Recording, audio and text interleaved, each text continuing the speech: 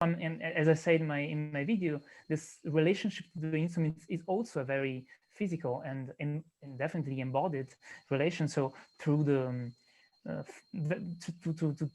through gestures, and so I'm very happy that the recording was a video one, so you can really the viewers can really see how this relationship is established between me and the piano. So the piano is a Viennese piano of 1820, restored by Edwin Bernk, the famous piano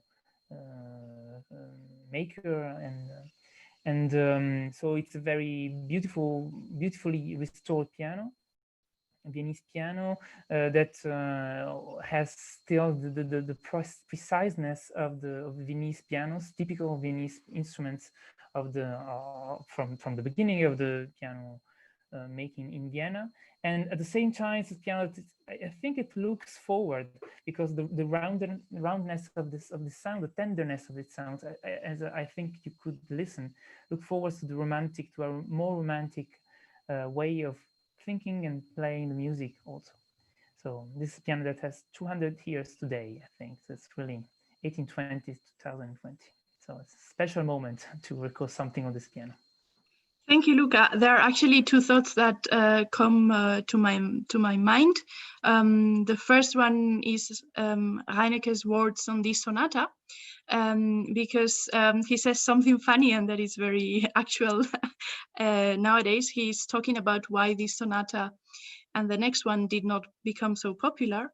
And he says that is because of its intimate character. And though he likes them very much, he thinks that they lose their effect when you play them in public, and that he prefers to play them between the four walls and in solitude. Definitely. So exactly, yeah, being in lockdown, it's a perfect situation. In a lockdown situation, it's perfect. It made really much sense to record in this small salon of in Paris. This was really the perfect environment to play the sonata, with almost no eyes to look at you, but the cameras, of course. But And also Beethoven wrote once to Streicher, saying that that the instrument that he had sent was too good, because the sound was so beautiful that he could not produce and create his own sound. And Matthias Schweiger reminded me with his post on this letter, and I thought it was quite appropriate. So maybe, Eduardo, you would like to say something on this, and on how is it possible that an instrument is so beautiful that that it doesn't give you voice anymore as an interpreter. Laura, no he comprendido la pregunta, perdona. Okay. Yes. Sí, la pregunta es que era la carta de Streicher, en la que Beethoven dice que el sonido es demasiado bello y que él siente que no puede crear su propio sonido. Sí. Yes, I think it's interesting to note that this Beethoven observation is not only from him. We find it in Chopin also. I think it's normally when a musician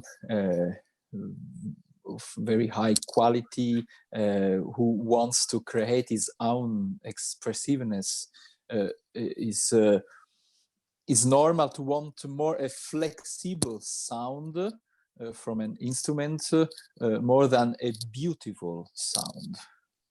I like to quote Türk, who in his Klavierschule, speaking about the characteristic of sound, there I think meaning the touch of a musician and the sound of an instrument, says that in addition to some aspects of purity and clarity, the best sound actually is one that is capable of representing all the nuance of emotional expression. That's a very important quotation. Yes, and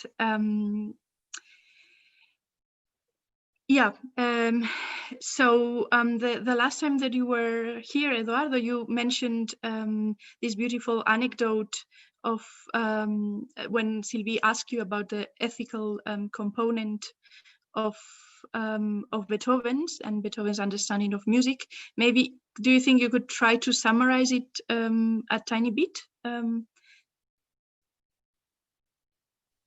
Do you wish to read it in the original form? Because I am not able to tell it in English from yes, my own. So let's read it yes. in German.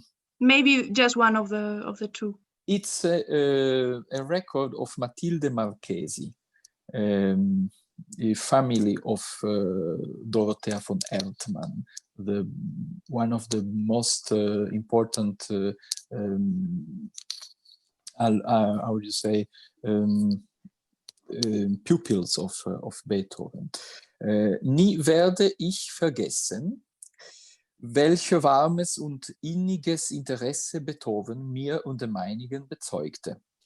Es schien mir daher unbegreiflich, dass er nach dem Tode meines einzig geliebten Kindes mich nicht besuchte.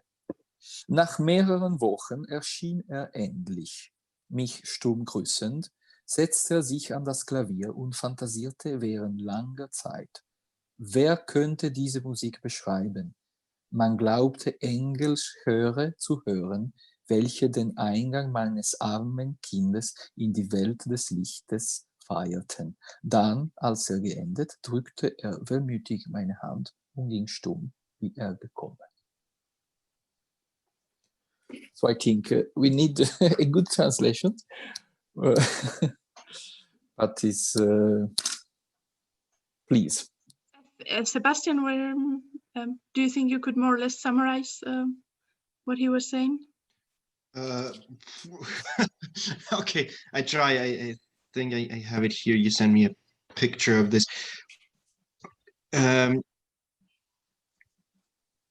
So he came to their home, and just after the death of the child, and then the mother says, after several weeks, before he had not shown up, he finally came to their place. He greeted me silently without saying a word, sat down at the piano and started to improvise. Who could describe this music? You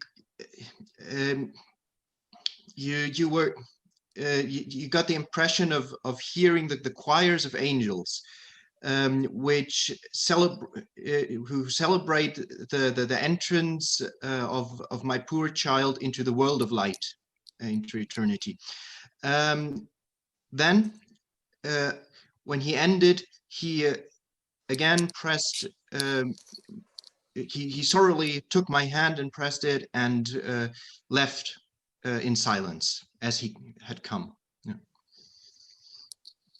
Very beautiful, thank you. And well, it also talks about the consolation that music can be for us in difficult moments, as we are having now.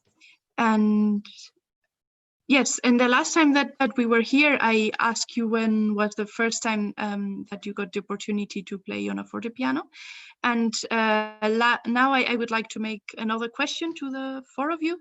And it is that if you would have to choose a favorite early recording, or one that moves you particularly, or one that you remember that one was one of the first that you discovered, then which one would it be?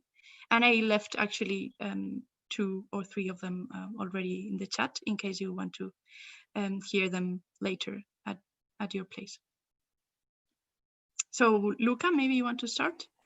Yeah. You asked some hours ago to pick one old recording that means a lot for us. I picked a famous one. This one of Kochalski, the famous Polish pianist, was very close to Chopin, to the Chopin environment of students.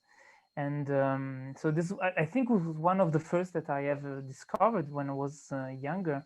and it's really touched me very much. It's found so natural, so moving, and also very believable as a way of performing Chopin. So really a source of knowledge, how to play Chopin, how Chopin must have played his own music, or how the milieu of Chopin students would have played his music. So really opened me a lot of perspectives in performing the Chopin music. And what really struck me was the how you say, the narrative character of the performance. It's really how to almost listen a story told. This is really something that was very important, I think. So this is my choice. I think probably the first one that I ever listened to. And I think, Eduardo, you chose the same one that came to my mind, which is Joseph Joachim playing Brahms. And what about you, Benjamin? I think I will want to talk about this. This is actually not a solo piano recording, but it's a lead recording, and it's a part of series that were made by the Hugo Wolf Society, I think in the 20s or in the 30s. And one of the accompanists, his name is Konrad Bos. I don't know if I pronounce it very the nice way. He's Dutch, actually. And there's one lead from Hugo Wolf who is called Niks Binze Fuß.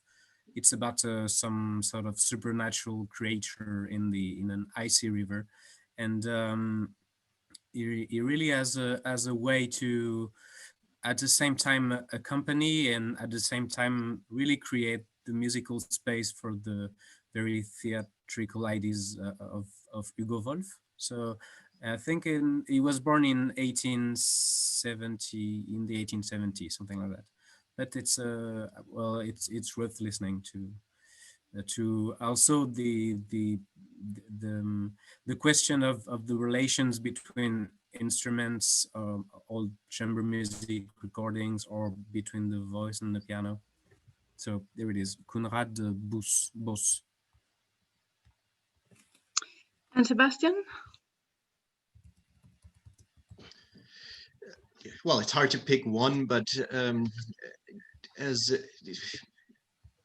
this, yeah, as we're going to talk more about Reinecke, I'll pick one of his recordings, and from those, I personally prefer his recording of the slow movement of the Mozart A major concerto in his own transcription, so the K488, and I think this is one of the most touching recordings I know.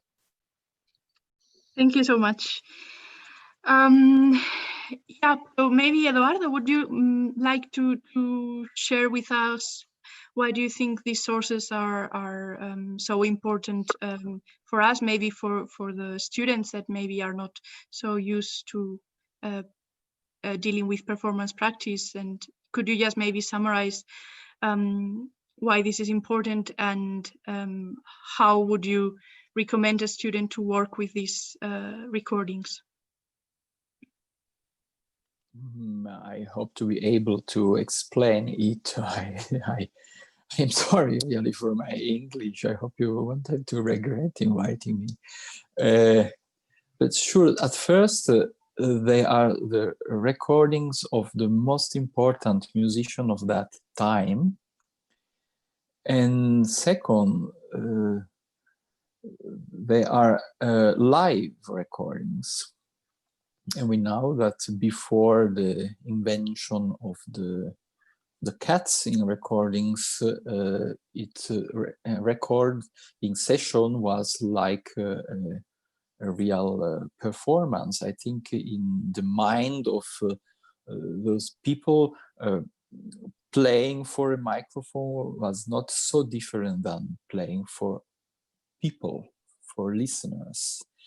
And so there is a component of spontaneity which we probably lost in the history of recording later. But especially this kind of recordings are the testimonies of the way to play music at that time, and the knowledge about the contents of this repertoire. And you know, if this composer self of a pupil of him is playing, this record is very precious and important. And always, I think normally all these recordings are very, very beautiful. You cannot say no to that kind of playing style. So.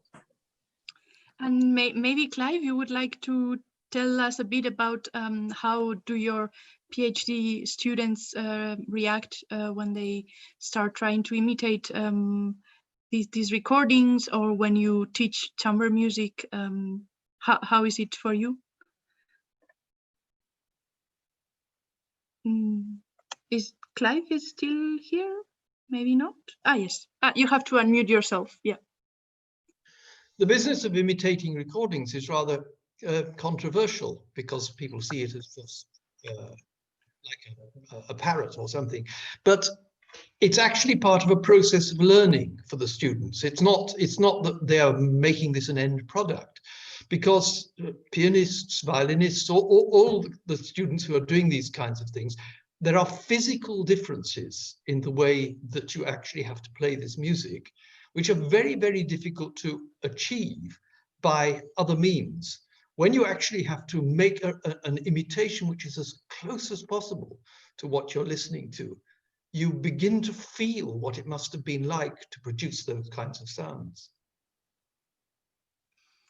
Thank you so much. And I think, Benjamin, your ensemble participated in October in a masterclass with Kai Kopp. And he actually asked you to imitate one recording. And I would like to ask you and the members of your ensemble maybe to summarize how it was for you. Also, I remember that there was a moment in which he was really trying to encourage you to really feel in the body and really embody these artists, and there was some kind of transformation during the lesson. Yes, actually we one of the recording we based our session on was a really early recording by, it's a song accompanied by a cello and a piano by Josef Hollmann, very famous cellist. And yeah, I think for a chamber music and vocal ensemble, there's really the way, it's about the interplay, the way everybody plays with each other and connects. And well, this is, as looking at the score, very simple piece written out in 6/8, like some sort of barcarolle, and what they do with it in the recording is incredibly free, and sometimes they're not really at all together. And so it's really quite radical if you listen to that piece from a really modern point of view. And of course it's not that radical, it's just the way that they play. So because in the moment of playing and teaching, there is a great deal about being together when you play together, and that means a really strict and on the beat togetherness. And I think these old recordings are a way to access another kind of togetherness, which is to be in the same I don't know, in the same idea, in the spirit of the piece, but in the same time allow your individuality of singing and allow sometimes the instrumental parameters intervene in this. So yeah, that was a really interesting experience. Thank you so much. So now we will continue with the video of Sebastian that was recorded by Elam Rotem. So I will proceed to share my screen again.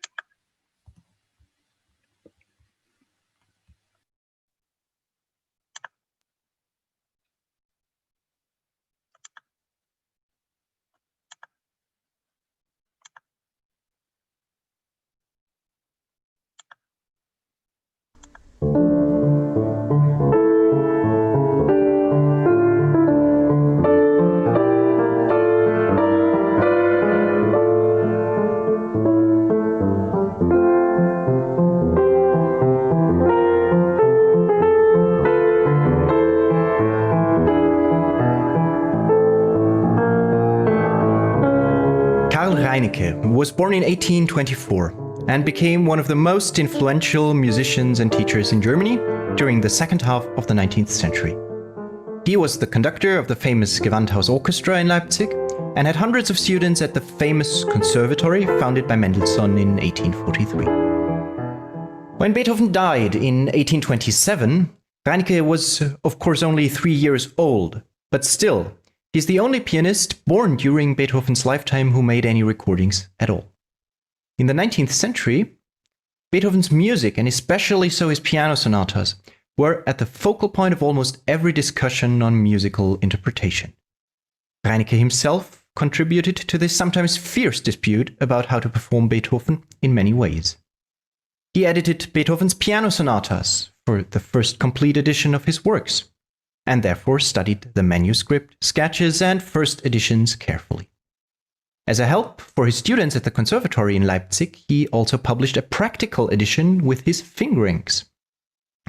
Most importantly, however, he wrote a much-acclaimed book on the performance of Beethoven's piano sonatas, in which he uses the piano sonatas in the order of their increasing difficulty as examples to discuss every matter of musical interpretation that he deemed necessary for professional pianists. Reinecke strongly advocated against the changes in performance style introduced by Liszt and Wagner in the 19th century and claimed for himself to have stayed faithful to the tradition of Mendelssohn and Schumann. Although his skills as a pianist and his sublime musicianship were undisputed, he was therefore labeled a conservative by some of his opponents. But what better reason could there be to look at his performance of Beethoven's music, if it might very well convey to us performance traditions rooted deeply in the first half of the 19th century? However, the recordings that Reinecke made are not acoustic recordings on gramophone discs or phonograph cylinders. Instead, Reinecke recorded quite a substantial number of pieces onto piano rolls, perforated rolls of paper, which control an automated self-playing piano. The first of these so-called reproducing pianos was introduced in 1905 by the German company Welte and named the Welte Minion. It was an absolute technological marvel and able to reproduce the playing of pianists in such a faithful manner that many pianists preferred making piano rolls over recording acoustic discs. Reinecke's Welte recordings are therefore one of the greatest treasures of early recordings. Unfortunately, Reinecke's only Beethoven recording is not a Welte Minion roll. It was recorded for the German Hupfeld company, which sold the majority of their rolls for foot-pedal player pianos similar to the American pianola. These player piano rolls contain no information on the dynamics, because the dynamic expression was supposed to be added through the performance of a skilled pianola player.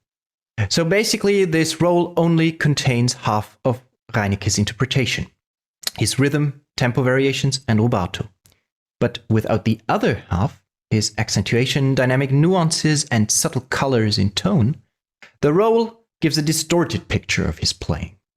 Just listen to how strange his interpretation would sound if all the notes on the roll are just being played with exactly the same loudness.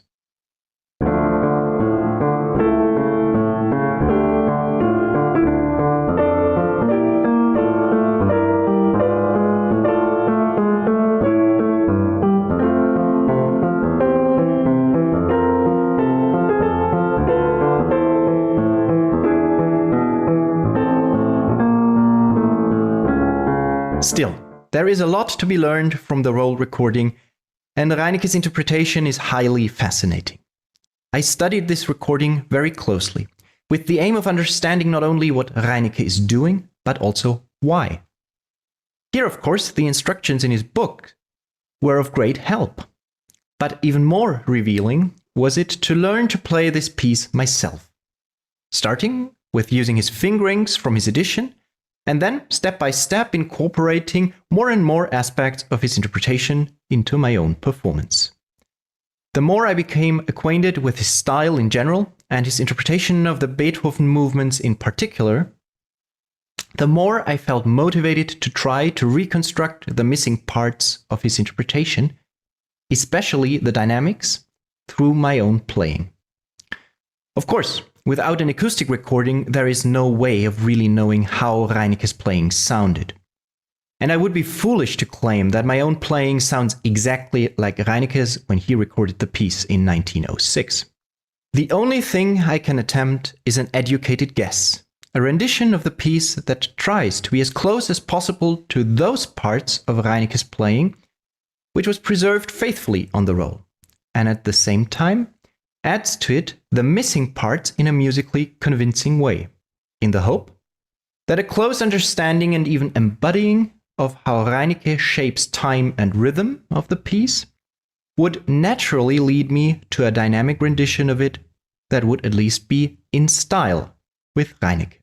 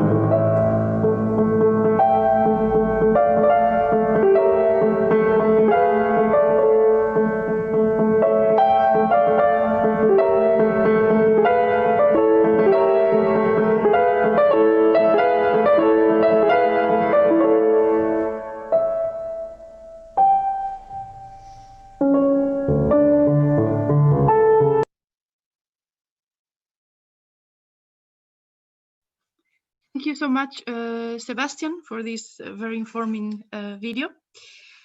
Well, I think that there are a lot of questions, of course, that come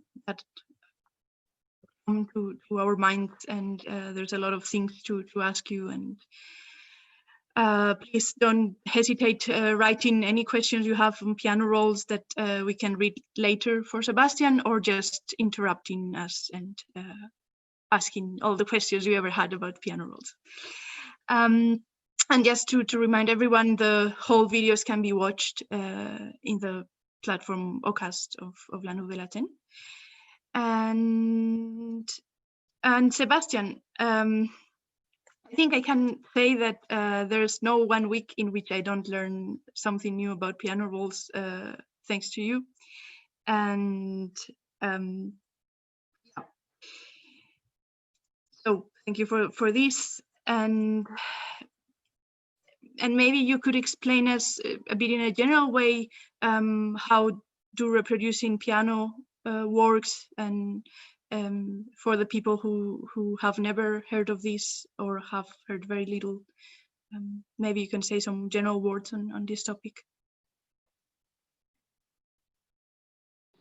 Oh, I'll try to be brief with this.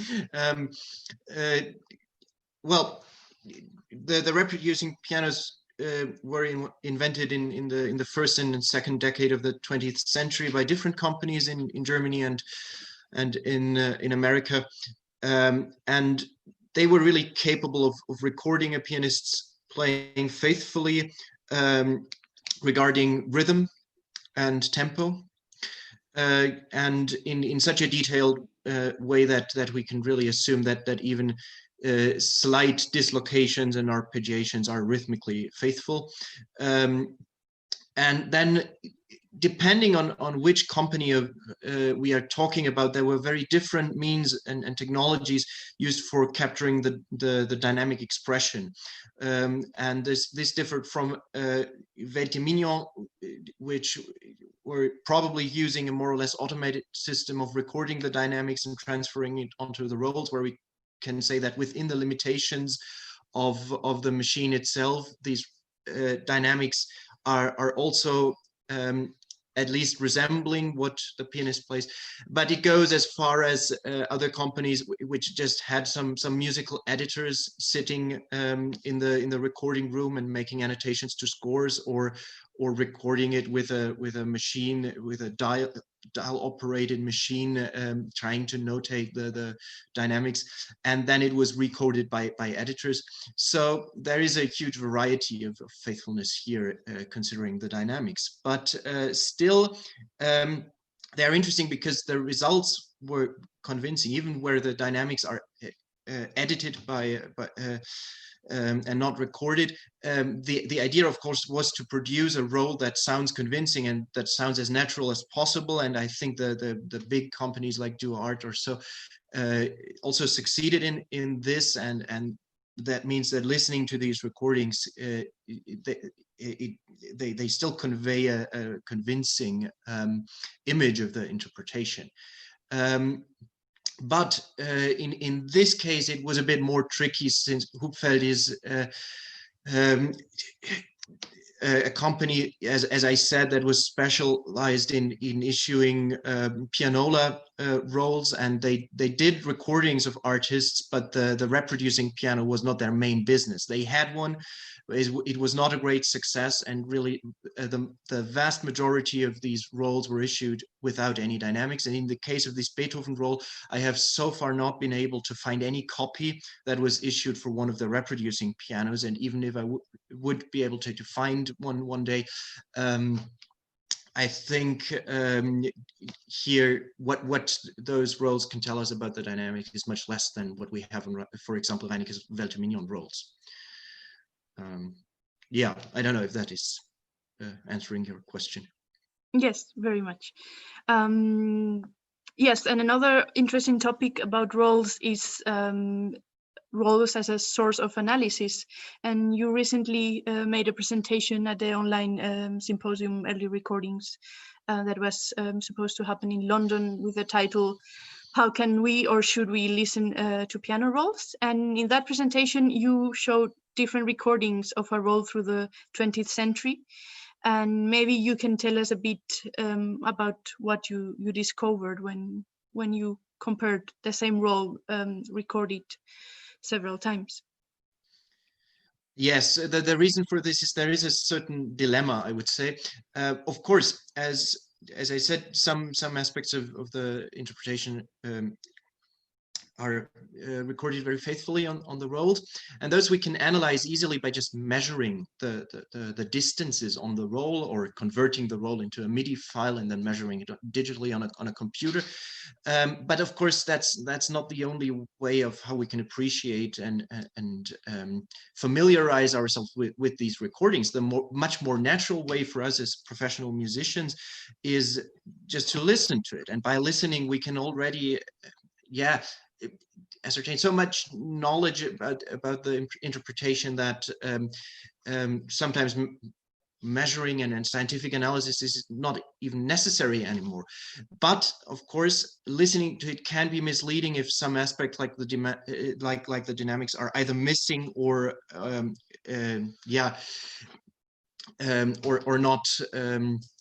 not preserved faithfully.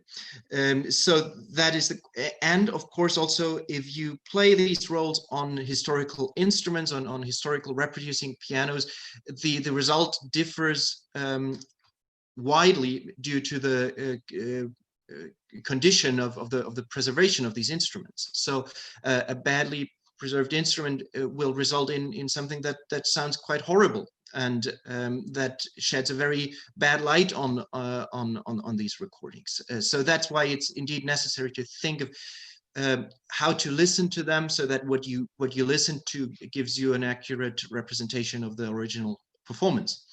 And yeah, there are different ways of doing this. One is, of course, having a really well restored reproducing piano. If I would be asked to recommend one, then it's definitely, for example, the Nouvelle instrument that Dennis Hall in London owns, which can really produce recordings of these rolls that I think that are close to perfection. The other way is to go digital and first to scan the rolls, then to emulate the dynamics, and we have the possibility today to do this, and then to come up with MIDI files that contain all of the dynamic information, and that can be played on either something like a Yamaha disc clavier or used for playing virtual piano softwares. And in some cases, this leads to even better results than using original instruments.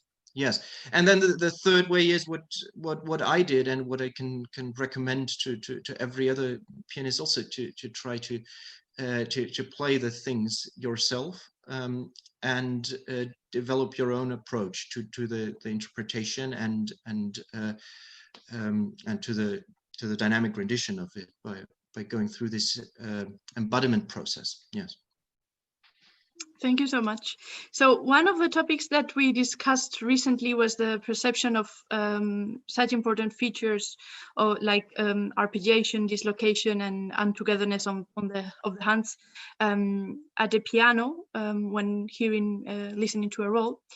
And because all of this is, of course, much related to dynamics, and it often leads to mistakes and misconceptions, since the untogetherness is perceived even more strikingly when the dynamics are all the same, or the graduation of touch is not as refined in a real performer, or if the instrument is uneven, as you said. And we, for example, we saw when analyzing the roll how some of the voices of the chords were struck not from the bass, first bass, and then to the melody, but seemingly arbitrary, or maybe not. Maybe it was a result of extremely refined nuancing. But this problematic of the dynamics is why, from a scientific point of view, I think, of course, trying to recreate the dynamics of Reinecke, it's extremely important. And maybe you could say some words about this topic of the perception of the untogetherness and the dislocation, and also, yeah, and about how you handle all of this in your video, because I think it was also one of the topics of the presentation that you did in July.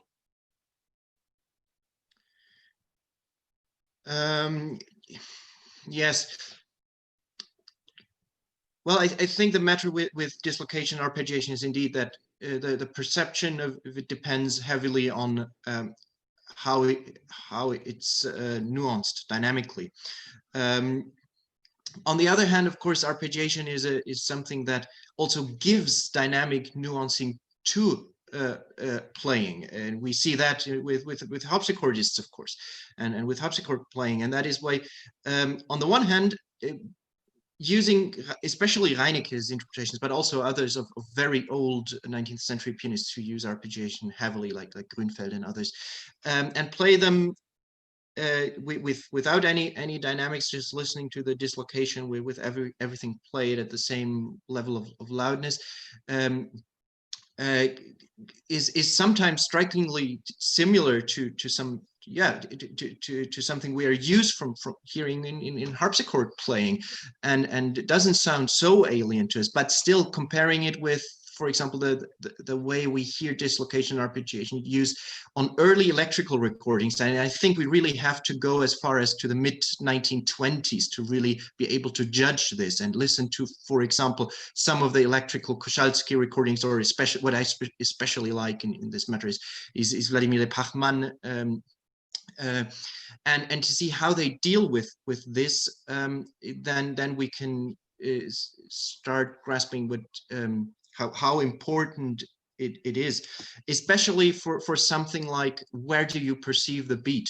I mean, I think we can say from measuring these recordings that most of the arpeggiation and dislocation here is before the beat, so that the bass comes metrically early, which might be one of the things that have changed from the 18th century, from harpsichord playing, maybe due to the possibility to shape it dynamically, that the bass is no longer necessarily on the beat here. But of so of course this was one thing that that I had to think a lot of. How metrical accentuation, which is something that was extremely important to Reinecke, that he wrote a lot about, and also these different kinds of accentuation that you can give, the metrical, the rhythmical, the rhetorical accent, etc.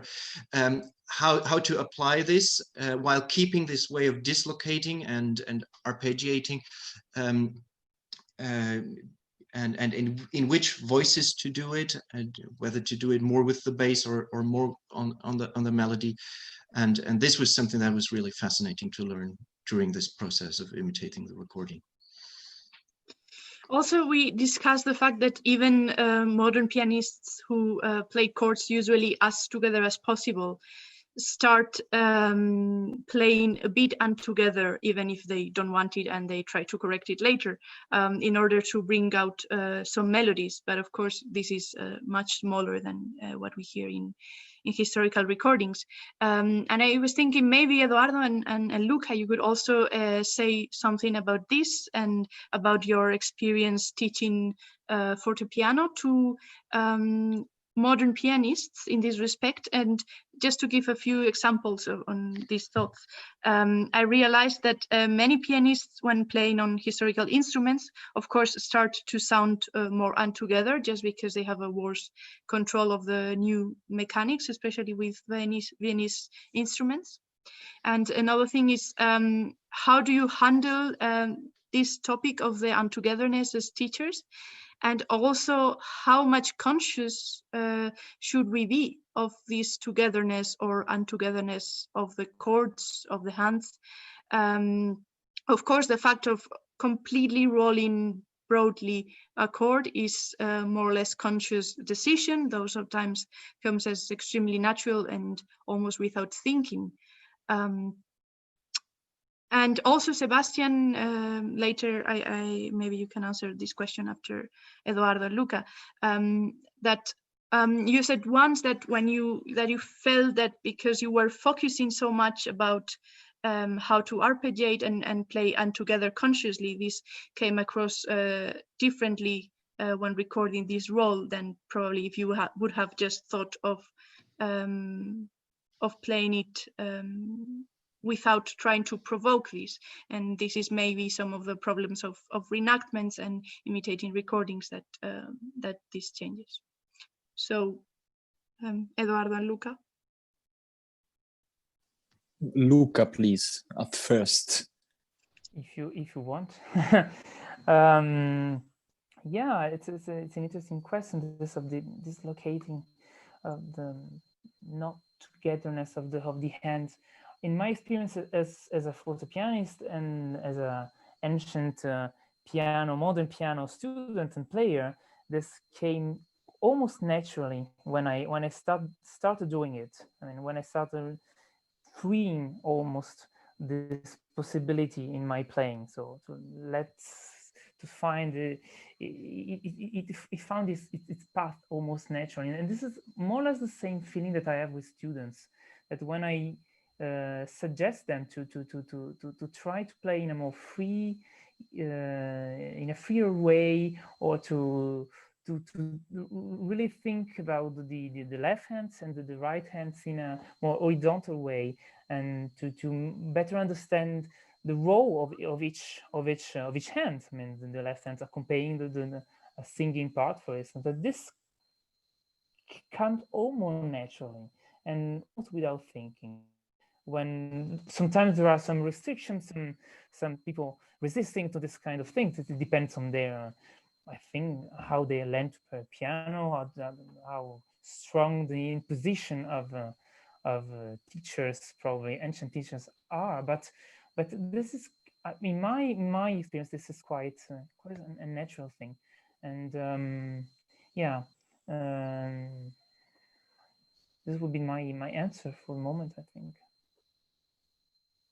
And it's very related to the question of dynamics. I really agree with what Sebastian was talking about. So this thing of trying of differentiating the nuance, the dynamics of the left hand and the right hand, and of listening them in a different way. Also, it's very related to the way you listen to the single part of what you are playing. I think that you want to spread them out, to dislocate them.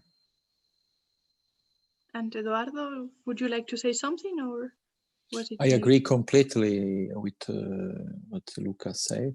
I think it's important to understand that this kind of dislocation is not a vertical phenomenon. It's a phenomenon of combination of different qualities of phrasing in the different voices. Sometimes, perhaps not always, but. And in this sense is when the pianist understands what the music is doing with different parts and different components, and to find different phrasing and signification for every voice. The dislocation come spontaneous. But I think sometimes when we let play the students not the real score, but to try to find what is the schema, what is the basis of the music, so a kind of reduction, kind of and other to find the structure of the music, and not the real score with every note. After this kind of exercise, to find another way to shape the rhythm will be easier.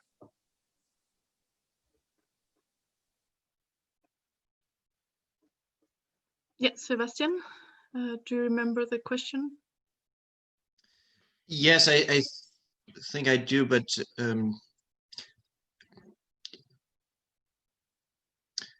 yeah, it's exactly what Lucas said, that of course this is something that should come naturally, and doing it in this way that you try to imitate as closely as possible. Of course, then you have to focus on some things that would otherwise come more or less naturally, and this might lead to some overemphasizing of certain aspects.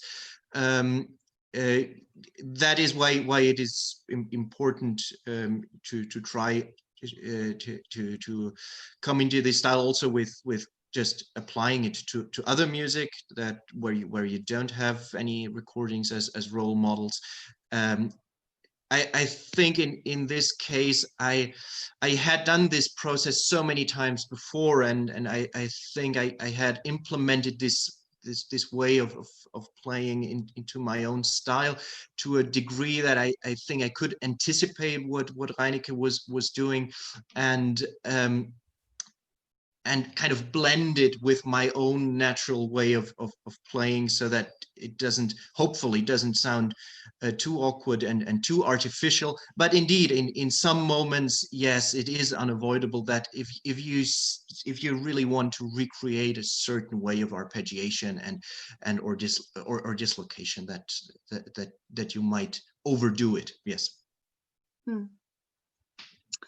And as you said before, many times one feels that roles are the kind of the neglected brother of acoustic recordings, and many people nowadays seem to have a negative opinion on them, thinking that they cannot compete with acoustic recordings, even though many pianists of the time prefer to record with rolls rather than acoustically.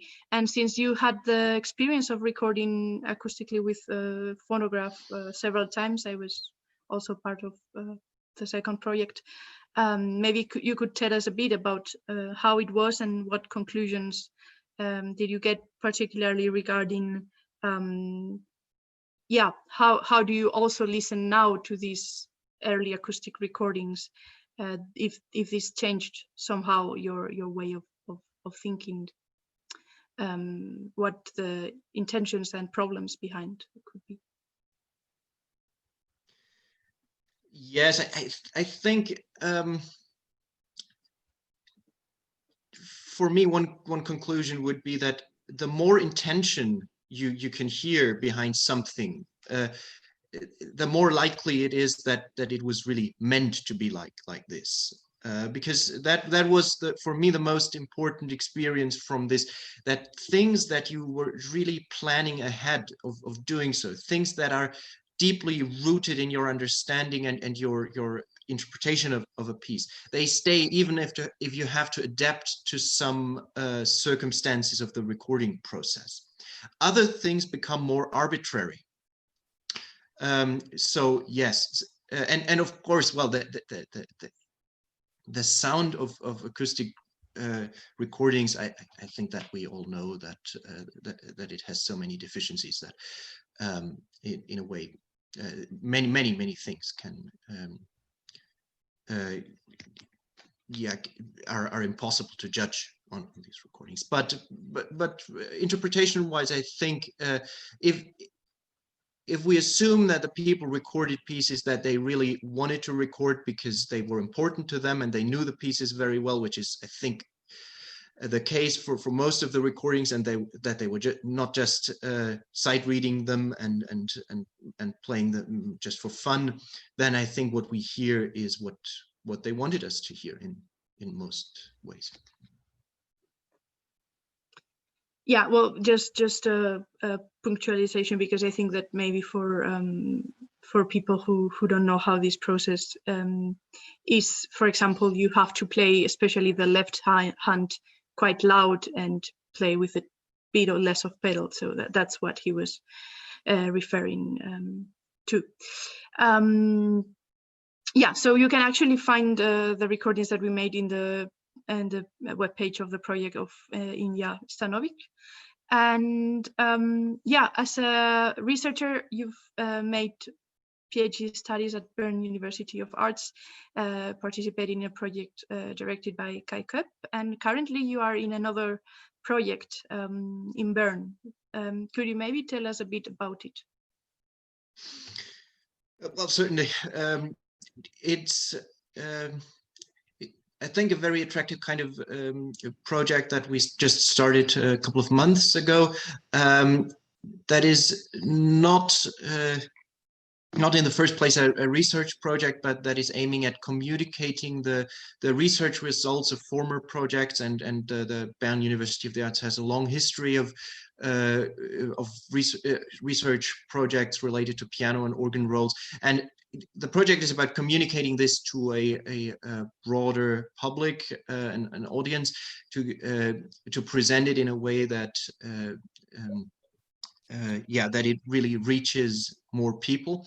And I think the whole topic of reproducing pianos and mechanical musical instruments in general is very suitable for this, and to bring people into contact with the recordings and the performances we hear there. Maybe for this circle here, it's the most interesting aspect of this project will be that we try to compile over the next 2 years or so a complete rollography, so to say, of everything of Beethoven's music that was recorded on Weltminion rolls. And we'll put this online on our website. The website will, I think, will be ready January, February maybe, and then we'll start uploading the rolls. There we have a scanning machine for these rolls. We digitize them. We have, as I said, the dynamics emulated, and then you will be able just to go to our website and listen to all of these wonderful recordings. In total, there are about, I think, 240 of them. Some of them, of course, we're still looking for and have to acquire, but most of them are ready and just need to be scanned and digitized. Mm-hmm. And I think you were also trying to organize this year a world role symposium, but it got cancelled for obvious reasons. Well, it got postponed. Yes, exactly. We are still hoping of doing that next September. So yes. And you are planning to do some online meetings. Maybe you could tell people when are they going to be and how they could find information, because one of them is next week, right? Yes. Now on next Saturday we'll have what we call a prelude to the global piano roll meeting, just because many of these things are work in progress and the results change constantly, and people need to stay in touch and exchange knowledge. And now that it had to be postponed for so many times, we thought it would be worth meeting online and keeping the discussion alive. So I'll just put the link in the chat to our webpage of the university in Bern, and you can register for free, and it will be just like this, a Zoom meeting. Neil Perez da Costa will present something on Saint-Saëns piano rolls. Rex Lawson will be there, the famous pianola player, and we'll discuss many roll-related topics.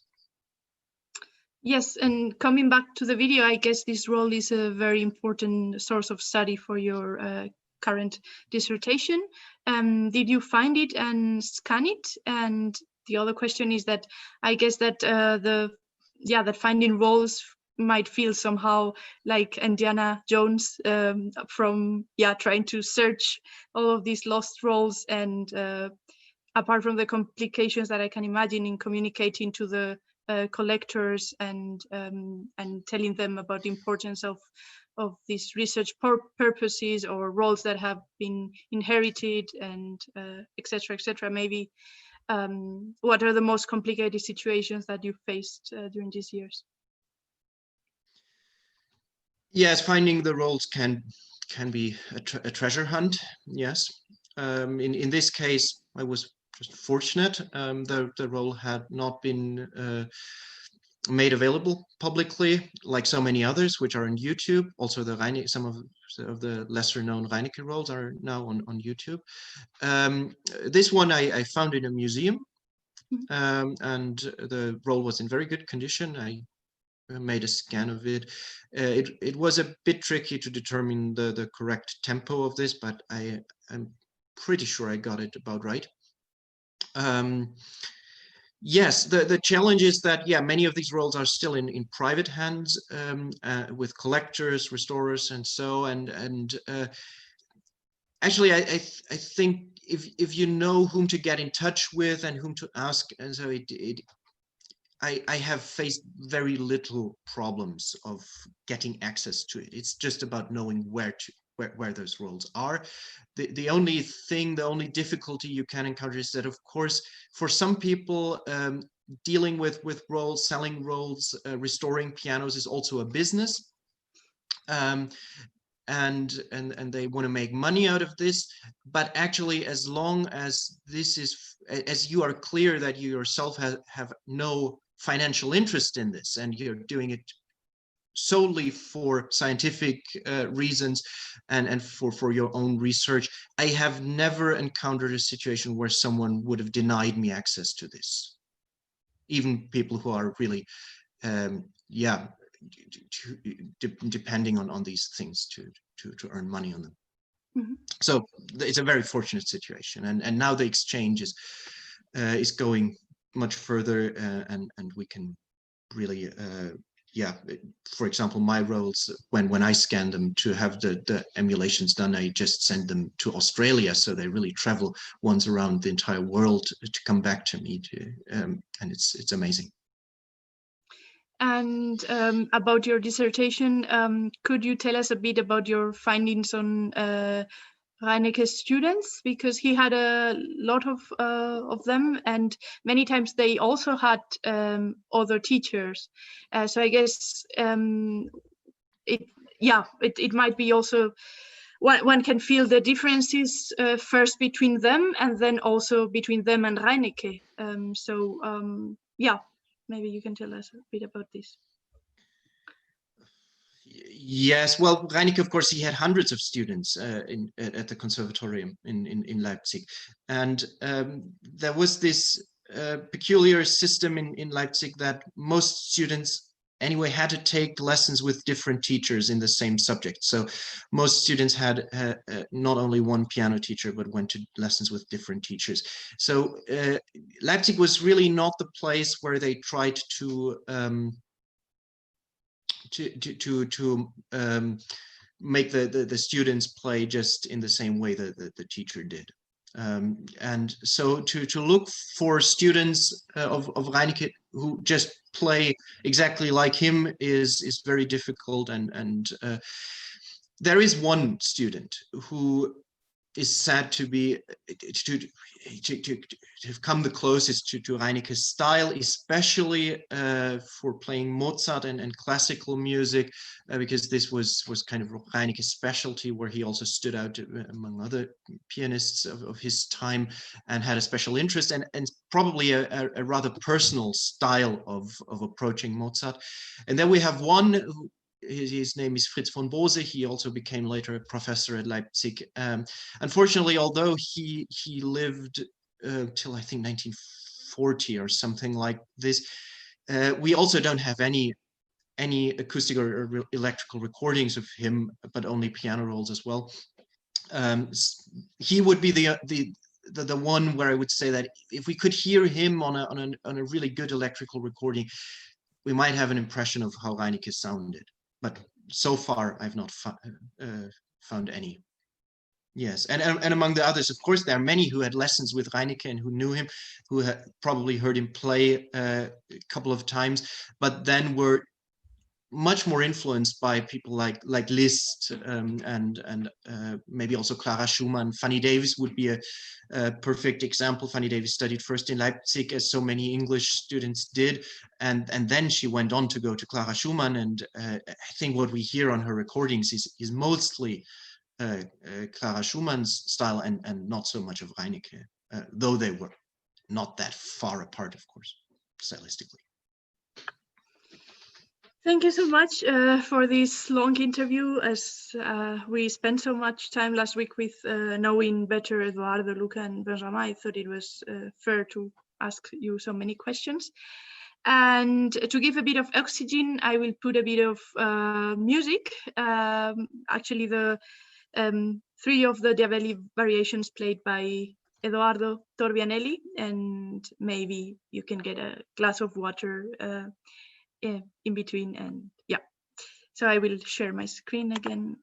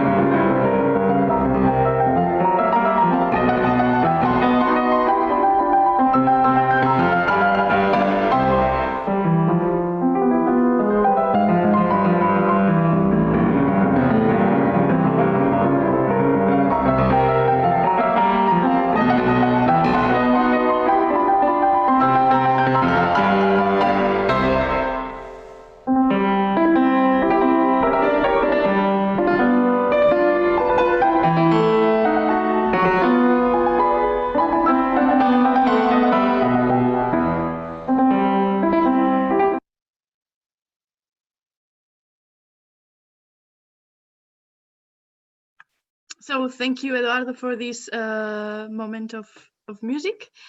Yes, actually, the next topic that I would like to tackle is the issue of tempi. And I'm not sure if Clive is there or if he's cooking, but he showed in his last lecture some very interesting examples of how the metronomes became, in some cases, slower through the 19th century. And maybe, Clive, if you're hearing us, you could add some words to this. If not, we just go to the next question. Yes, I'm still here with you. Thank you. Just a moment or two.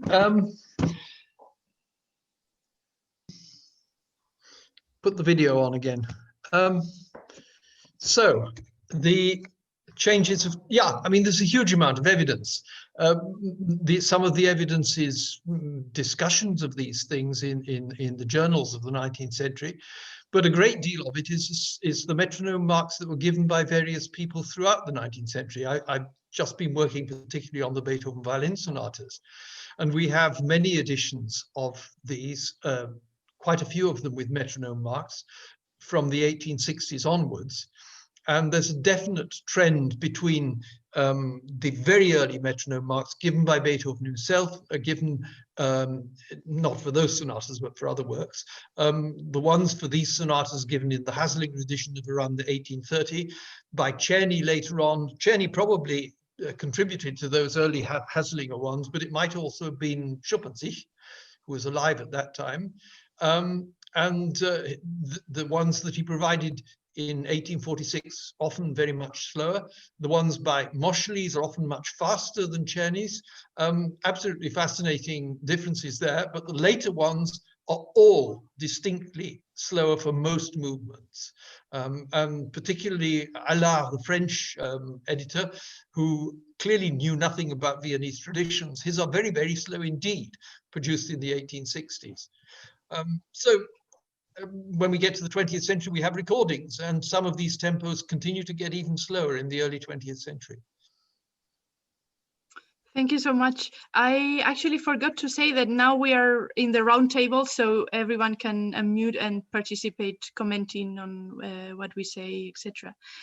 And Eduardo, since you recorded some variations in July, actually with this video that we've seen, maybe you could say a word in relation to the modification of tempo between each of the variations, because some authors like Reinecke seem to advocate for an unity of tempo, that if it was not marked by the composer to do otherwise, but others seem to advise that it's possible to play different tempi in different variations. And maybe you could tell us something about this, and also in relation to the Reinecke variations and the Nouvelle. Thank you. I think it's very important to be able to change the tempo between the different variations, sometimes without to give the impression to make it. That is also the secret of the subtlety of such variations in so to say, in speed. But actually, each variation embodies a different character. And we know very well that in 19th century aesthetics, tempo flexibilities is based on a clear relationship between change of character and change of speed. We have also precious testimonies from that time that speaks of differentiated metronomes for each variations. I think don't forget the improvisational origin of this kind of musical form. Yes, I think in the case of the Diabelli, when I was preparing this piece for the recording, I studied very well about speed proportion between variations. And I observed also timing relationship between distant variations that correspond to each other in the sense of scripture. And this escalation of animation you have you later hear listen between the third and fifth seems me very important. Is that was also an aspect that seemed me to be rather neglected in many recordings of this piece, for example. But if I can speak only very, very shortly,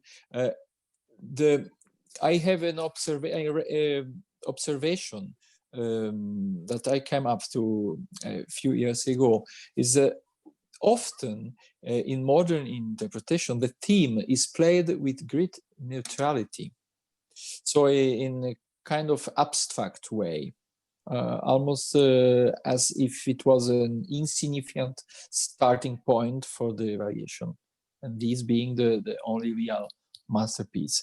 And sure, that transforming a theme is always an opportunity for the composer to show the own virtuosity, but in that time, don't forget that it was customary to vary famous and well-known themes.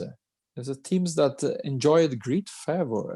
In playing them, I think it's important to interpret the theme with the maximum possible expression. That is just as the public loved them, because they had heard, for example, from a great singer. And when we have this concept of expressive flexibility already present in the theme, it can make time flexibility in the whole cycle of variation less problematic, I think. Yeah, thank you so much. Yeah, another topic that I think maybe it's too long to discuss now, but about how pedaling changed through the 19th century. But maybe I would like to ask Sebastian about a bit, what do you see in these roles when you look at pedalings of different pianists? Quite a lot. I think that's one of the major advantages of the roles, that we can analyze pedaling in a way we simply can't on any kind of acoustic recordings, even the most modern and hi-fi ones. But there are also limits. There are no gradations of pedaling. There we don't have things like half pedalings or so, but we can see where the changes are, how much in general it was used. Of course, it's a very personal matter, and we see very different things from pianist to pianist. I think what if I would have to pick three things to mention, one is there are indeed pianists where pedaling seems to be something that is mostly kind of intuitive, at least not very systematically thought about. That does not mean that it sounds bad. On the contrast, some of these pianists create the most interesting pedal effects, but it just looks in some moments a bit random what they do. Then there are others where it's very, very clear and very well structured, of course. But that's one thing. The other is we do indeed, with some pianists, still see a tendency to have these on the beat accent pedaling, so that the pedaling is not that much syncopated. I haven't seen any evidence that there was anyone who did not use syncopated pedaling so far. And on every roll I looked at, there was at least some kind of using syncopated, but there is a tendency in some to use more of the on the beat accentuated pedaling.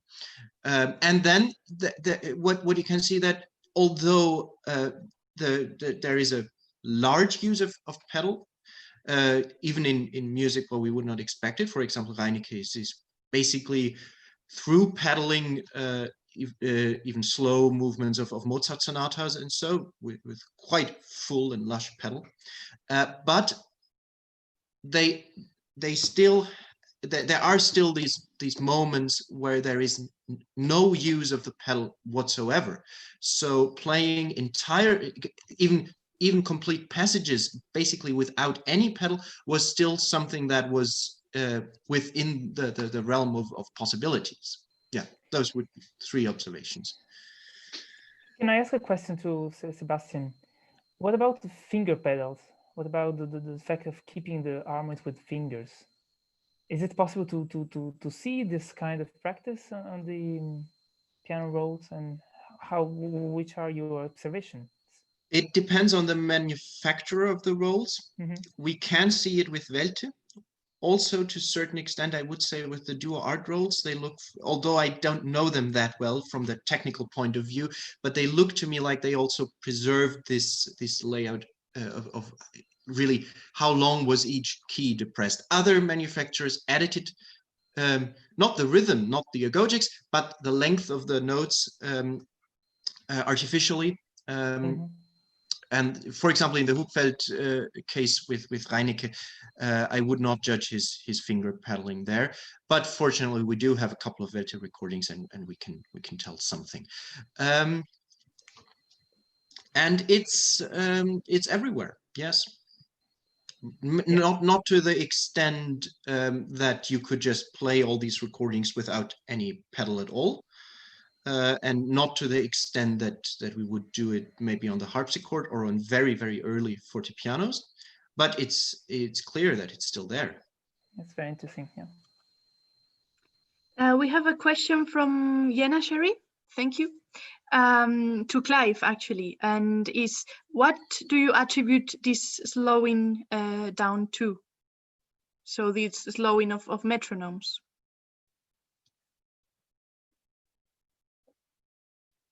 I'm not sure if Clive's still with us.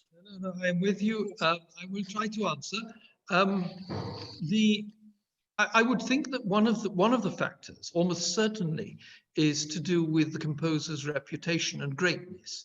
The greater the composer, the more you want to spend time over the music to get every little nuance out of it, and therefore you broaden it. We see this happening with Beethoven so clearly from the 19th century metronome marks and 20th century performances. We also see it happening with Brahms. People who knew Brahms were commenting already within 20 years of his death that people were taking his music more slowly. And I think this is probably very much the case with many composers. Thank you, Clive. I just wanted to bring another topic, and it is tradition and teachers passing knowledge to their students. Of course, they talk very much about tradition in the 19th century, and this seems even more of a spiritual thing. Of course, the students sometimes play very differently from their teachers. But I wanted to ask you something. Well, since we are Sebastian, Benjamin, Luca, and me, students of you, Eduardo, do you know your genealogy of teachers, and does it go to Beethoven? Because I have the impression that everyone has Beethoven as his great father. The question is if I know if you know with whom your teacher studied. The generation. Yes. No, because I had too many teachers. Okay, so the most important. It's too complicated. Also the most important. I'm not sure. I think it is not so fair, the origin. But I had a teacher who, when able to think very much and very deeply about music, and I think I have followed this vision also in my own development.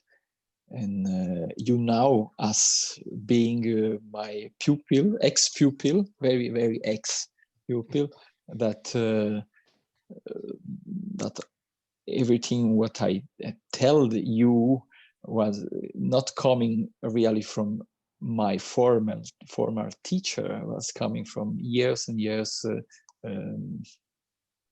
work in research and experimentation and trying to understand the phenomenon of piano playing.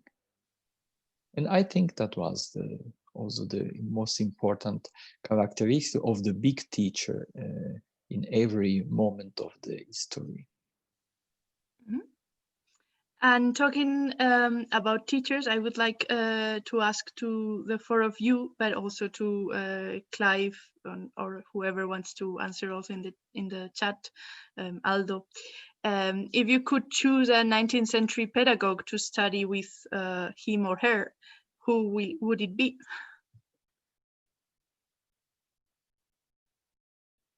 So, Eduardo? Perhaps not necessarily a piano teacher, actually. I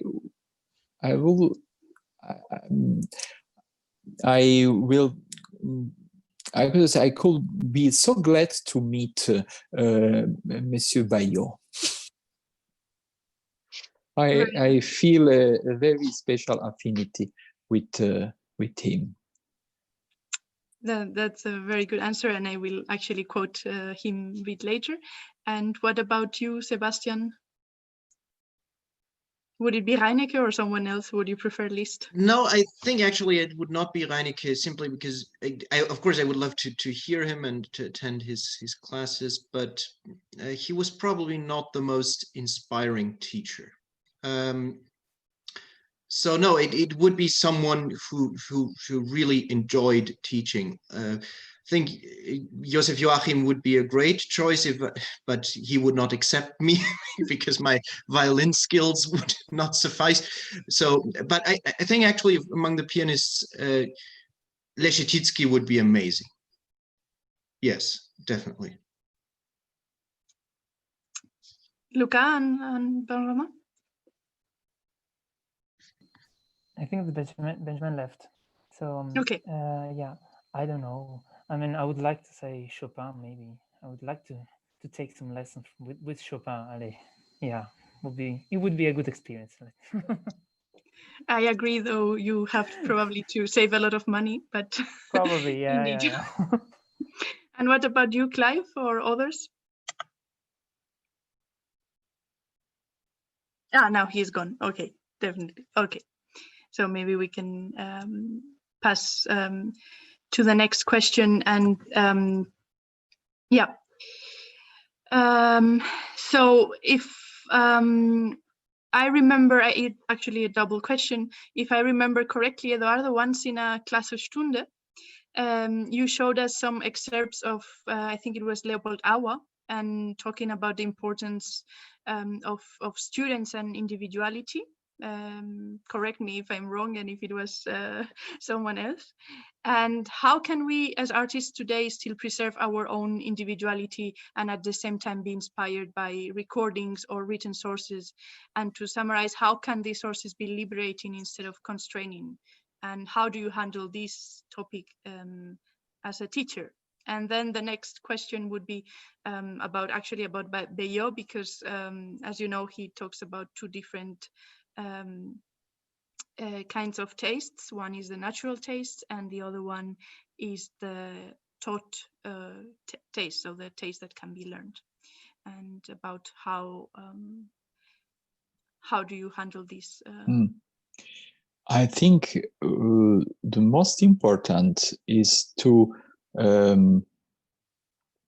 that the pupil have a good vision of the composition in musical sense, and that the pupil become able to understand the expressive content of the music he plays, and to give the media, the technical stuff to express all the parameters of subtleties of the sound. And if we give that to a student, everybody will playing very well and very correct in the sense of expression, but always with his own or her own personality, I think. I hope I try to make that with my students. I know you must say it, you must record if it's true or not, but it's not matter to copy, not the teacher, not everybody else, is to understand the message of the music and to have very, very big stuff of technical resource in order to express all these subtleties. You had a second question about the taste.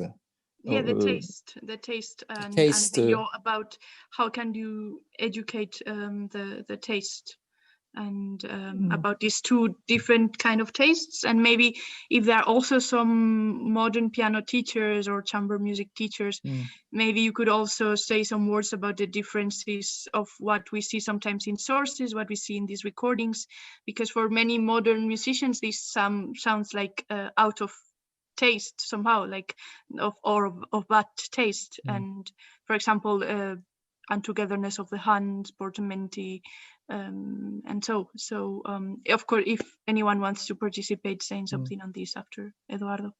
But taste is very is a matter of sensibility.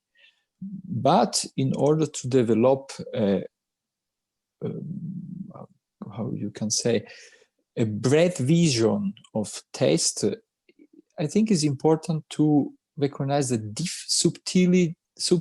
subtlety of differentiations, to be able to recognize very little change between one version of another, to be very, yes, to go with a microscopic view on details, and that can change the results of our playing, and to be conscious of that, to be not only spontaneous. The spontaneity and the naturality must be the first element, but after we must be able to make subtle differentiation. Would someone like to add something about this, or make another question?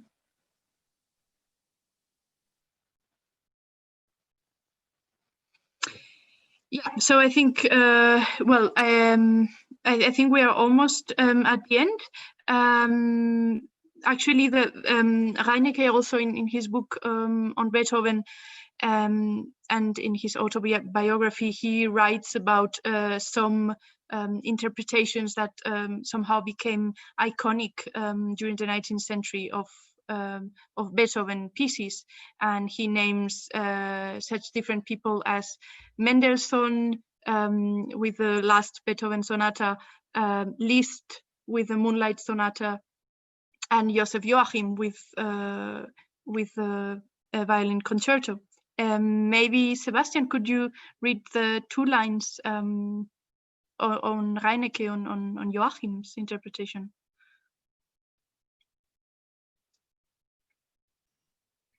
Yes,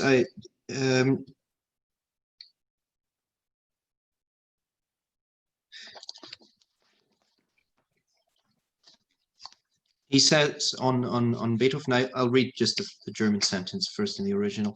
Spielte das Beethovensche Violinkonzert, das bis dahin von keiner Interpretation erreichte, welches erst von dem Augenblick an, da Joachim es sich zu eigen machte, in seiner ganzen Größe anerkannt worden ist.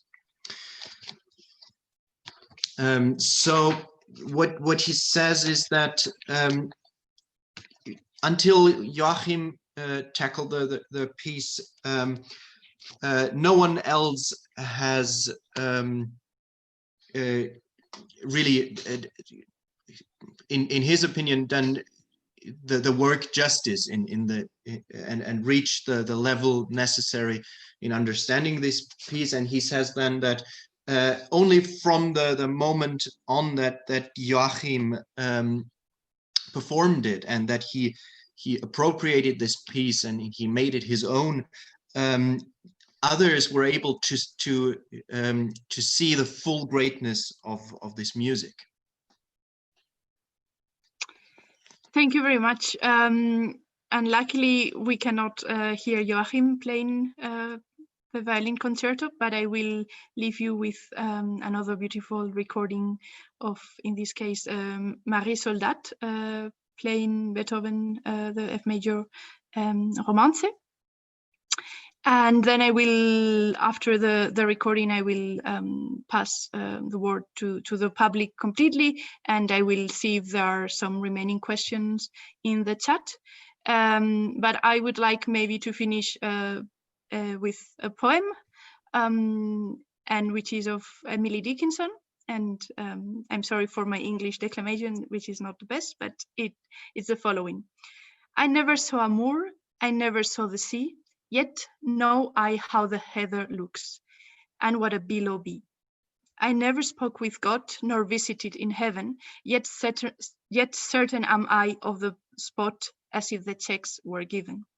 It's a very simple poem, which basically says that she never saw the sea, and she was never, of course, in heaven, but she knows perfectly well how they look. And I wonder if maybe with our imagination and with the help of historical sources and recordings, maybe we can imagine how these great performers of the time sounded. So thank you very much. I leave you with Marie Soldat, and then we listen. We see if there is some last question.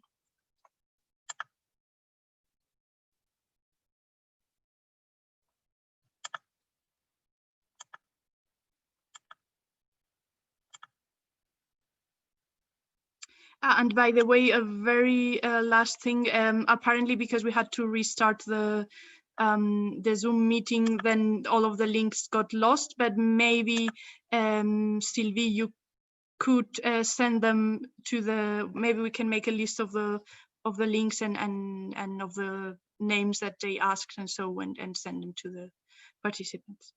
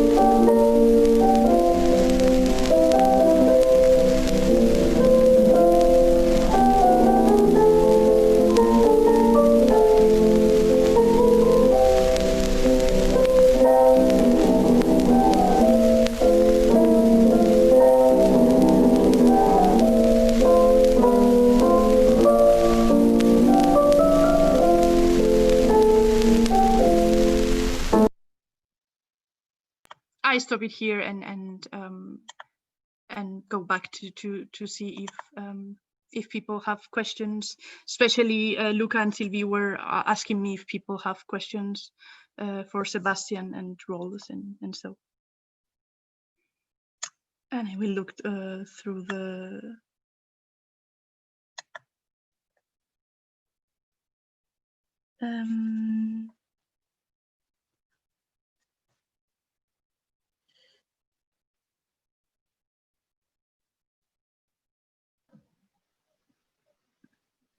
Yeah, well, they are asking about if it's possible to share the recordings, and yes, we will do.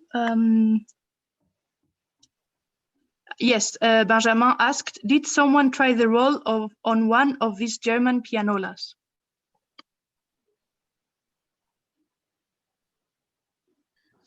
As far as I know, so far not. At least not anyone who can do this in the necessary quality.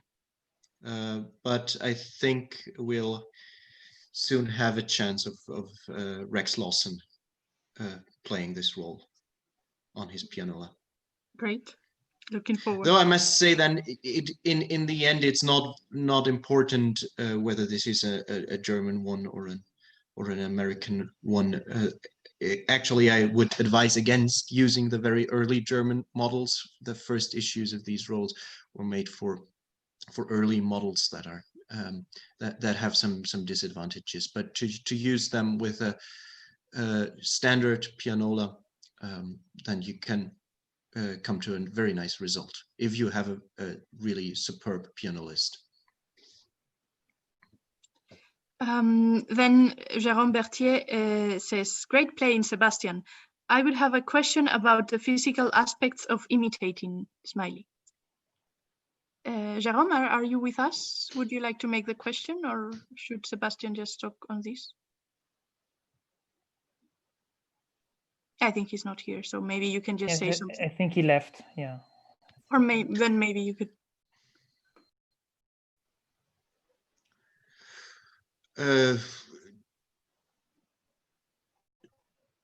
Well, hard to imagine what exactly he wants me to refer to, but yes, I also gave it some thought whether this process of imitating the recording and really looking at it in great detail in cases of other Reinecke rolls, as I said earlier to Luca, you can even see how he is doing things like finger pedaling.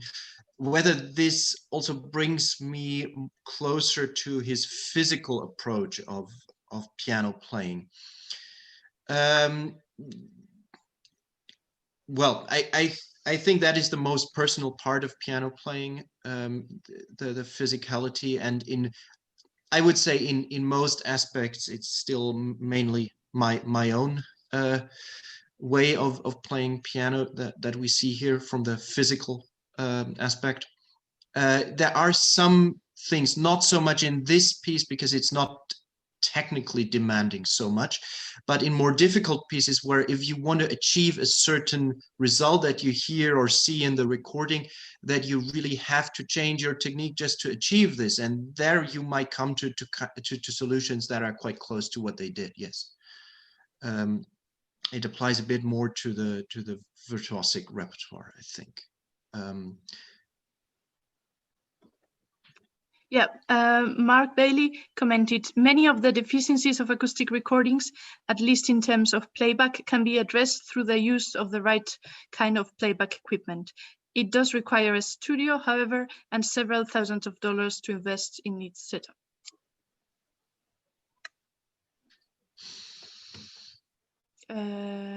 Okay, so Benoit also asks, what is the impact of this research on the interpreter when devising her own interpretation? More space and freedom or less? I think that's also for Sebastian.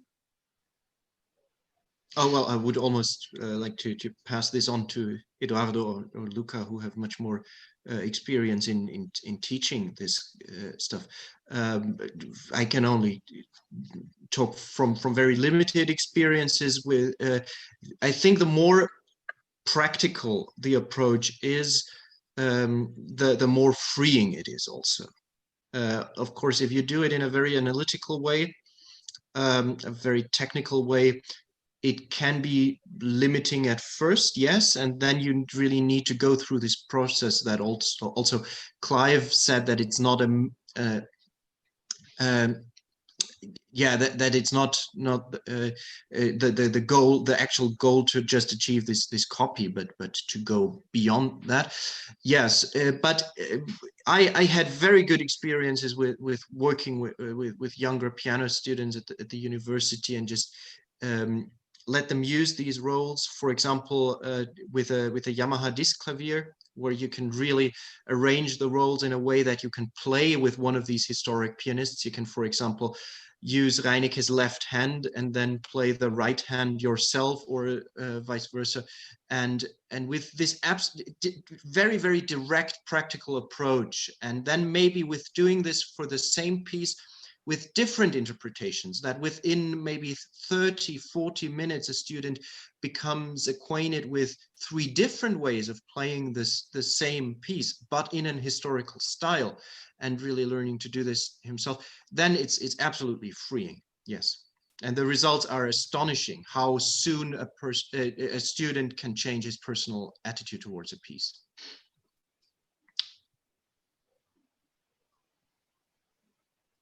But really, I think Luca and Eduardo should be able to say much more about this.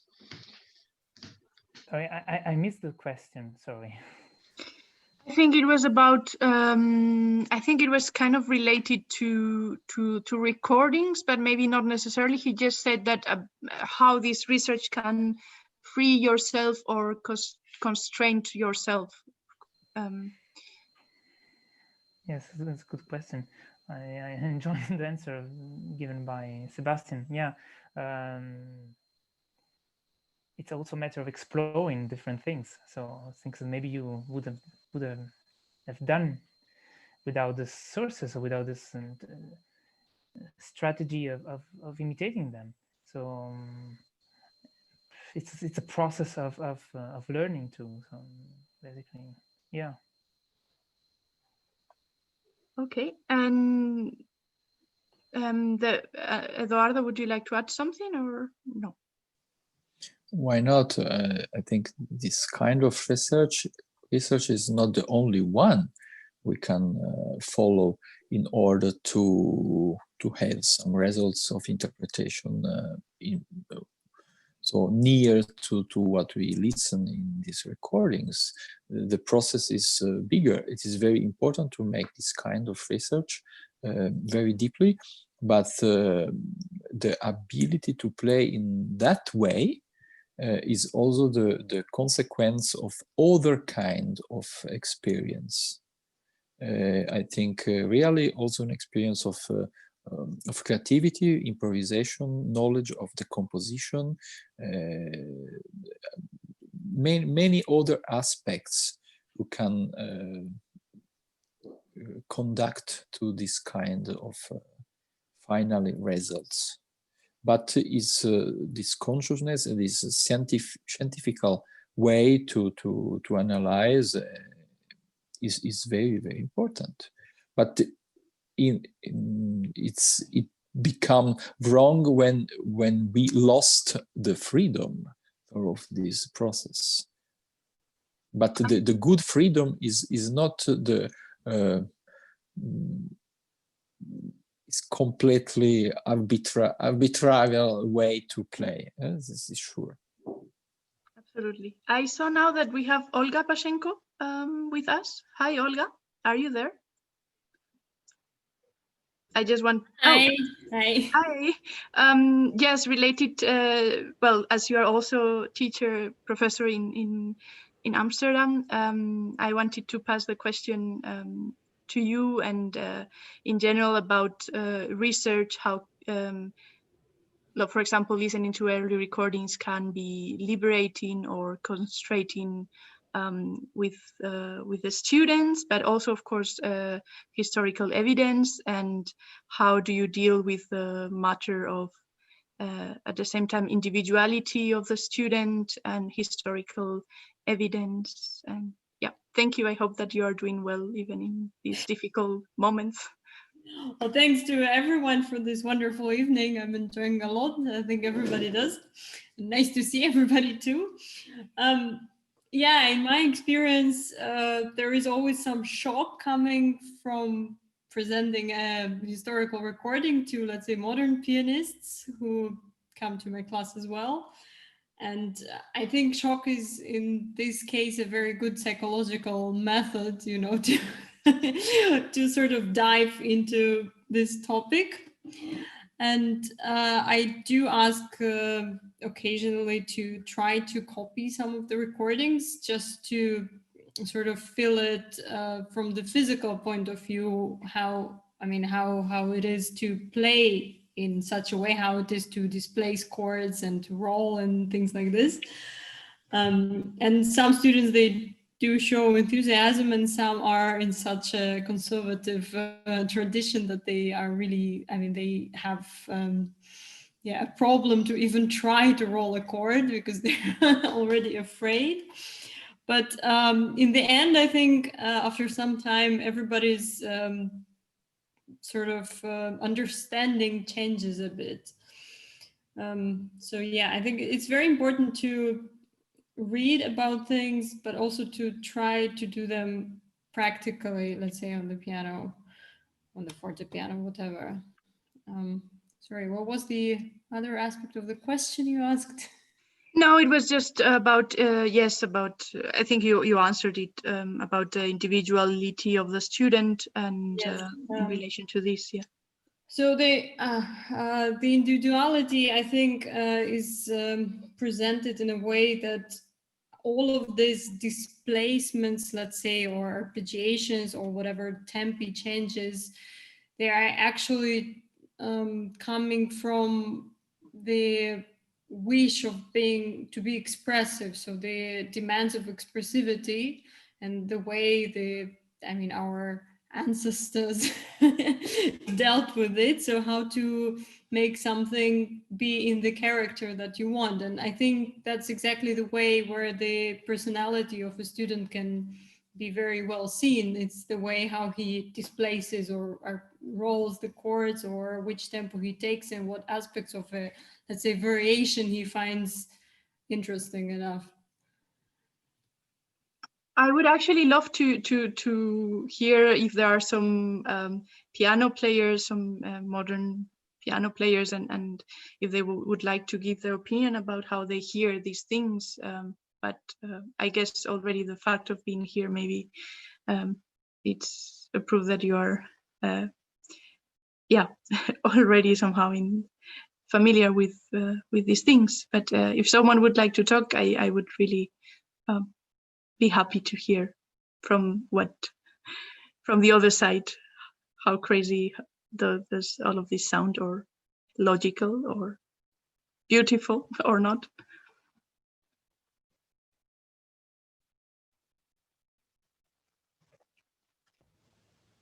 Hello, Laura.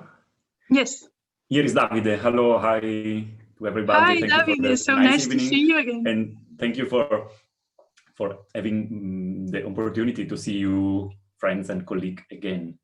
I think this is the central point, because this aspect of taste, I worked with singers, and very often they answer like, yeah, okay, at that time maybe it was different, but now we live in a different world, we have a different aesthetic.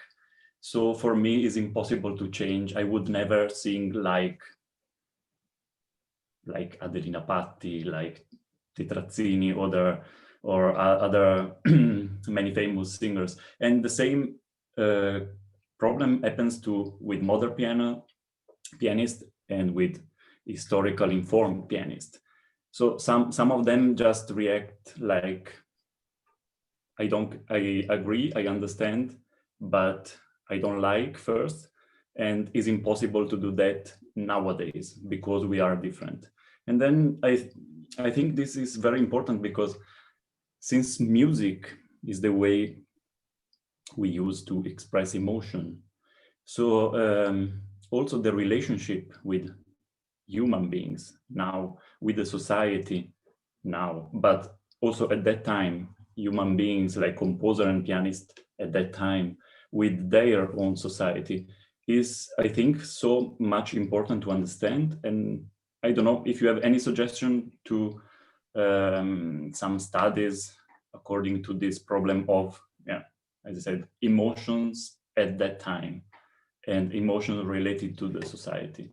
This, I think, is also the central point in order then to convince people, look, this is the one of the true way to interpret, to do an interpretation of a piece. Yeah.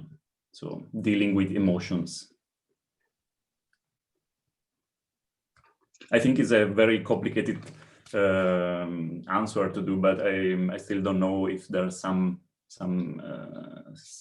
scientists or, I think, because for this example, is actually very subjective problematic. Yeah. So psychology. I think, for example, Daniel Leach Wilkinson wrote on this, and basically, I think his conclusions are that that with the world wars, there was a moment of needing to reinvent the society, and also already in the beginning of the 20th century, they were interested in somehow. Well, Clive explains this also very well in his lectures about how people wanted to leave the romanticism, and how people even express nowadays themselves, of course, in a very different manner of what they did in that moment.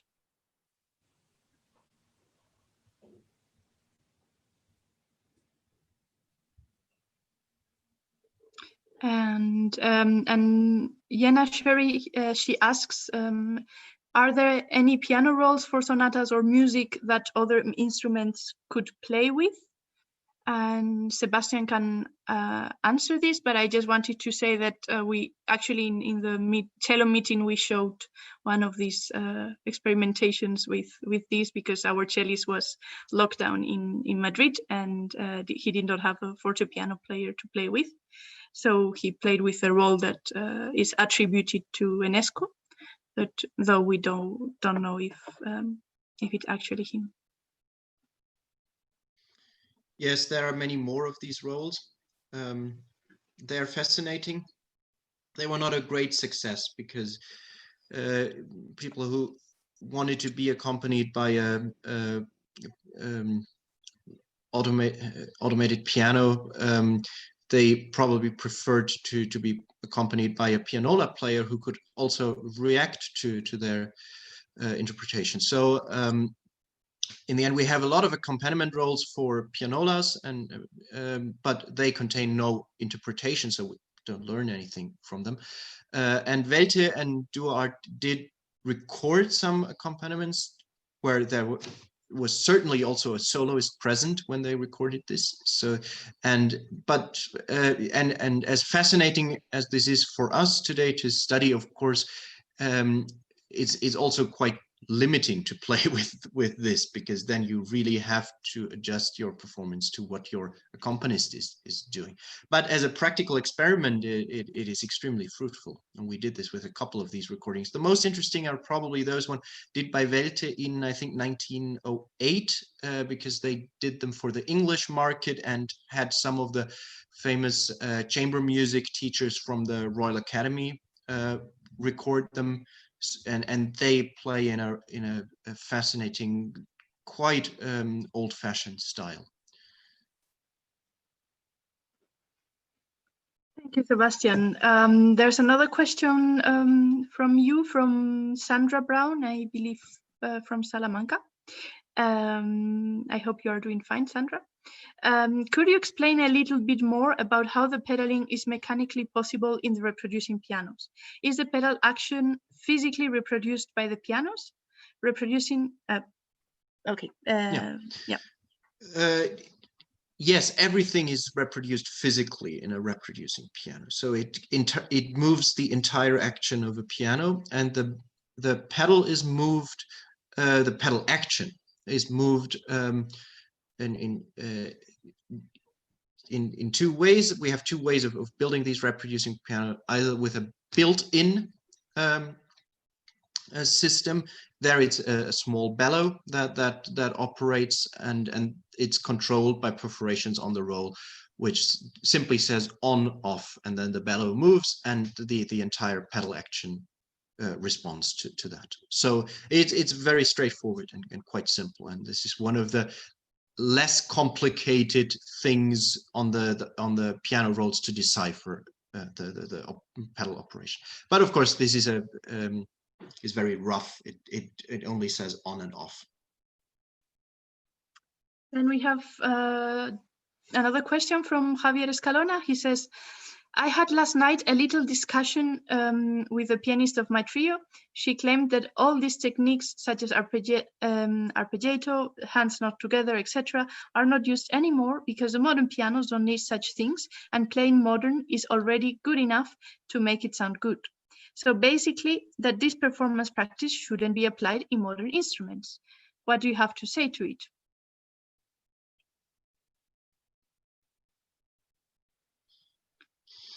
So maybe Sebastian, you can answer. Maybe I just wanted to say that Clive Brown showed in one of his lectures one quote by Arthur Schnabel referring that to this. I don't know if it was arpeggiation or dislocation, but yeah. Well, two things. First of all, we have to consider that most of the pianos we hear on early recordings are more or less modern pianos. The voicing might be a bit different, and some other aspects of the mechanics might have been regulated slightly different than how we do it today. But in general, pianos from the early 20th century in their construction were basically the same as today's instruments. And they were still using this. The other thing is that, yeah, it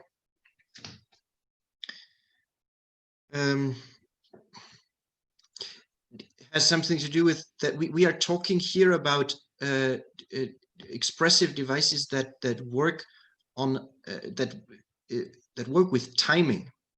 And I think it's very hard to argue that something that works with timing can be substituted with something that ignores this timing aspect and that simply works through sound and color, and so without changing the entire interpretation and the style.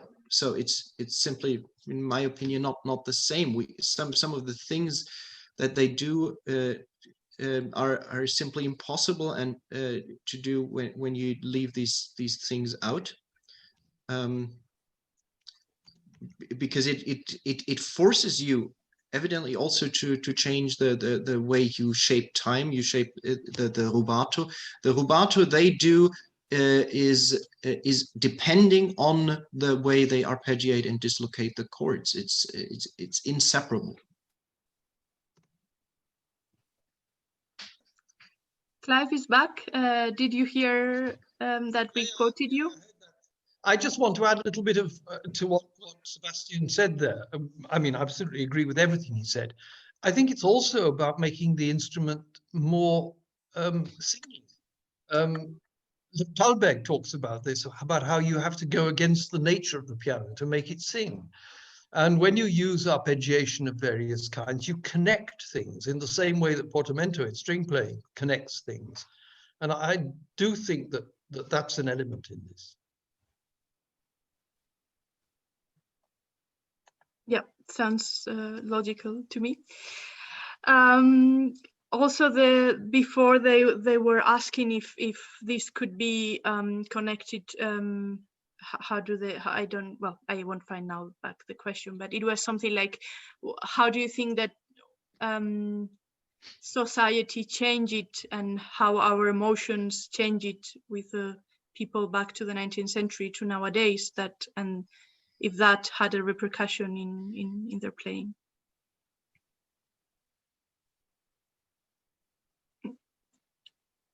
Clive?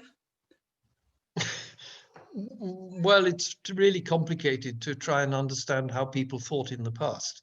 It's probably impossible. I mean, if I tried to write my memoirs now and tried to recover how it was I thought about things in the 1970s or the 60s even, or the 50s, I don't think I could do it because I wouldn't remember what I felt about it. So I think change of that kind is really, really difficult to understand. There was something that happened in the early 20th century, which led to what we do now. It was in my view, a complete break with the past. It was a revolution of kinds, a revolution in which modernism was based on the idea that everything that had existed before was in some sense not appropriate. We have to recreate everything for ourselves. And they severed traditions which had gone on, obviously changing over time, but had still gone on continuously through from the 18th century to the end of the 19th and the beginning of the 20th. Thank you so much. Graham says, regarding pre and post Great War music emotions and flexibility, I think a crucial aspect which is difficult to quantify is how our bodies perceive sounds and stress. I believe heart rate variability decreased substantially around the areas affected by World War I. Our bodies physiologically became less flexibility due to the traumatic stress, and our musical interpretation also became less flexible.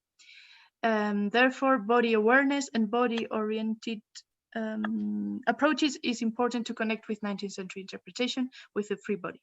We don't have free interpretation. Just my idea, Smiley. Sylvie, maybe you want to say something about this? We cannot hear you. You have to unmute yourself. Yeah, I do. No, I have to. This is a question that music lovers ask themselves, as we're not professionals, and of course we have to understand. But actually, what Graham wrote is quite effective. I think it's probably true that this big effect of the death and very massive death and all the consequences probably change our perceptibility, our sensitivity. But I think this is very nice that so many musicians try to go back to this flexibility and sensitivity. And I think we have to continue this way. Yeah. This is what I would like to say, and congratulate Laura, and sorry for the mistake at the beginning. And no problem. Sorry, I apologize. But thank you so much.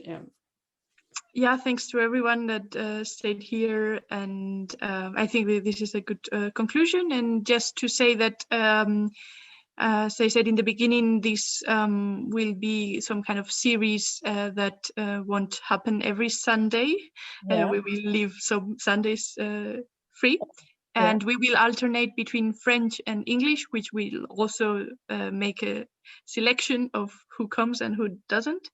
And the next one is on the 29th of November with Tom Begin, who will present his new documentary on the Waldstein Sonata and the Erard piano of Beethoven, and Luca will moderate.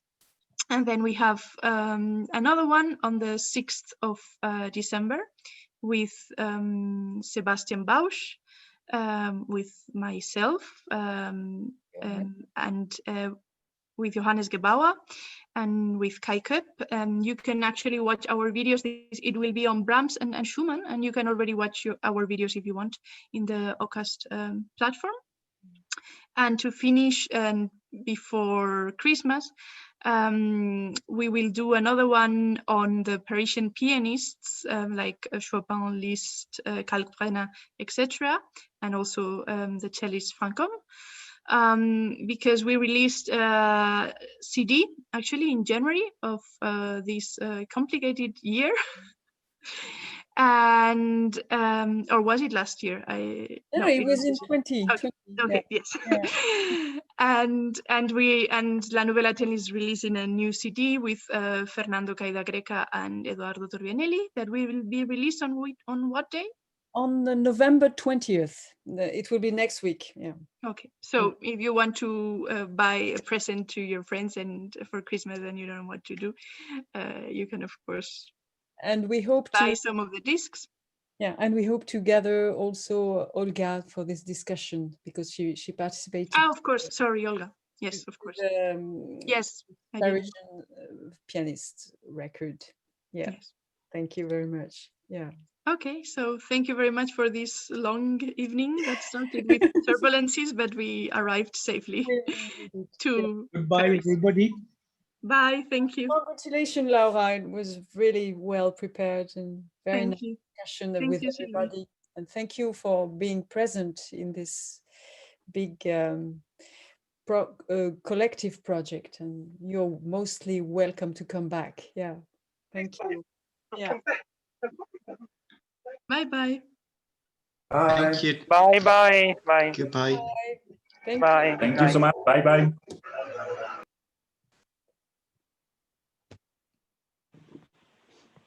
Thank you, Sebastian. Yeah. Thank you, Sylvie. Enjoy the evening. Goodbye. Have a nice evening too. Yeah.